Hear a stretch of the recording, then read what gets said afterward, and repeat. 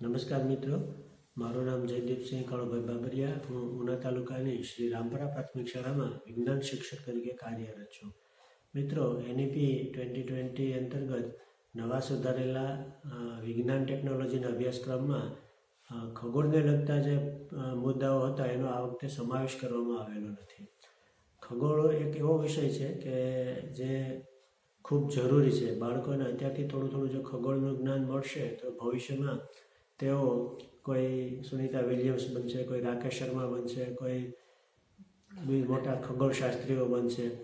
તો અત્યારથી જો બાળપણમાં એને જો ખગોળ વિશે કોઈ જ્ઞાન નહીં મળે તો એ આખી એક જરૂરી જે શાખા છે એની અંદર જતા બાળકોની સંખ્યા ઓછી થઈ જશે. મિત્રો, મારો શોખનો વિષય છે એ ખગોળ જ છે. મને આકાશ દર્શન કરવું ખૂબ જ ગમે છે.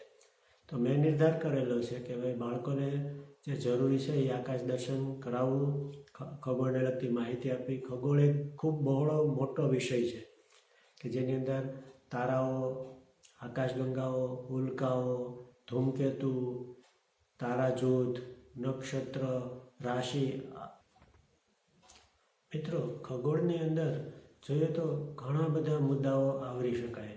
દાખલા તરીકે સૂર્યગ્રહણ, ચંદ્રગ્રહણ, પછી આખા વર્ષ દરમિયાન ઘણી બધી ખગોળીય ઘટનાઓ સતત બનતી જ હોય છે, જેને વિશે આપણે બહુ લક્ષ્ય દેતા નથી હોતા. તો હું વારંવાર બાળકોને પણ માહિતગાર કરું છું. ઉપરાંત મારી ફેસબુકની પોસ્ટમાં પણ આ વારંવાર શેર કરું છું. જેટલા પણ ગ્રુપ છે એની અંદર પણ માહિતી મૂક્યા કરું છું કે કયા દિવસે કયો ગ્રહ કઈ જગ્યાએ દેખાવાનો છે, ધ્રુવના તારાને ઓળખવો, તારા જૂથોને ઓળખવા, આકાશની આખા વર્ષની અંદરની જે ખગોળી ઘટનાઓ છે એના વિશે બાળકો માહિતગાર રહે એવા અમારે સતત પ્રયત્નો છે.